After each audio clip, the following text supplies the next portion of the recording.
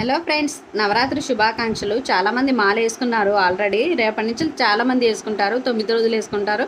కొంతమంది ఏమో ఏకాదశి నుంచి ఏకాదశి దాకా వేసుకుంటారు. 21 రోజు, 41 రోజు కూడా వేసుకుంటారు. మాల వేసుకోవటం ఎంతైనా అదృష్టంతో కూడుకున్నది. అమ్మవారి అనుగ్రహం ఉంటేనే మాల వేసుకోగలుగుతాము. నేను ఫస్ట్ సారి వేసుకున్నాను. మళ్ళీ ఇప్పుడు 3వ సంవత్సరం. ఈ 2 సంవత్సరాలు వేసుకోలేకపోతున్నాను. సెకండ్ ఇయర్, థర్డ్ ఇయర్ ఈ 2 సంవత్సరాలు వేసుకోలేదు.